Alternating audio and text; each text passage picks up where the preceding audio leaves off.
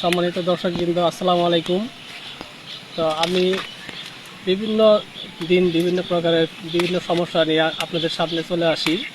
যেমন ধরেন, আমাদের সবচেয়ে বড় সমস্যা হচ্ছে আমরা কিন্তু যারা কৃষক তারা কিন্তু আমরা অবশ্যই বেগুন চাষ করি, অর্থাৎ বিভিন্ন জায়গায় বিভিন্ন প্রকারের সমস্যা হয়। যেমন আমাদের সর্বপ্রথম যে সমস্যাটা সেটা হচ্ছে কি, আমরা কিন্তু এই যে ছোটো ছোটো যে একটা পোকা থাকে পাতার নিচে, সেটাকে কি বলি আমরা গ্রামের ভাষায় পাতা না কাটলে সাদা মাছি কম বানা, বুঝছো? সাদা মাছি যে আছে, এই সাদা মাছিটা আমাদের ধরলে কি কি সমস্যা হয়।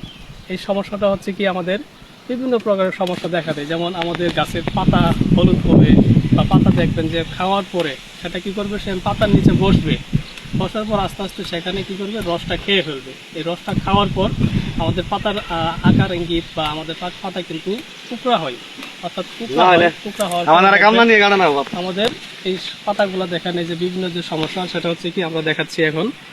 এই যে এটা যে দেখতে পাচ্ছেন, এটা আসলে কি আমরা কিন্তু মূলত বলি কি ভাইরাস।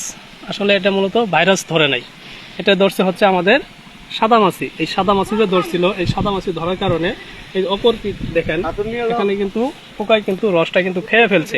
এই পোকা যদি রসটা না খাইতো তাহলে কিন্তু আমাদের এই সবুজ বর্ণ আকার থাকতো। এই সবুজ বর্ণ দেখেন, এই গাছটা কিরকম, এই গাছটা দেখেন সবুজ বর্ণ আছে পাতাগুলা, আর এটা দেখেন এটা হচ্ছে কি আস্তে আস্তে দেখেন হলুদ বর্ণ হয়ে গেছে। হলুদ বর্ণ হওয়ার একমাত্র কারণ হচ্ছে আমাদের সাদা মাছি। এই সাদা মাছি যদি আমরা দূর করতে না পারি, তাহলে কিন্তু আমাদের ফসল বা আমাদের ক্ষেতের যে ফসলের যে পাতাগুলো আছে, এই পাতাগুলো কিন্তু আস্তে আস্তে দেখবেন এই যে এরকম ভাবে কুকড়া হয়ে যাবে।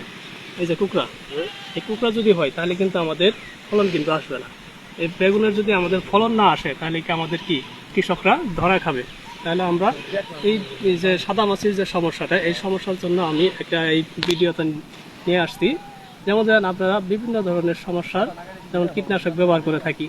যেমন ধরেন, আমাদের সিনজেন্টার হচ্ছে প্যাগাসাস, এবং সাথে যদি আপনি একটা ক্রস করেন, ক্রস বলতে কি আমাদের সিনজেন্টার প্লেনাম আছে, অর্থাৎ প্যাগাসাস প্লাস প্লেনাম, এটা যদি আমরা ব্যবহার করি একসাথে করে, তাহলে আমাদের এই যে সাদা মাছির যে সমস্যাগুলো আছে, এই সাদা মাছির সমস্যা আর থাকবে না।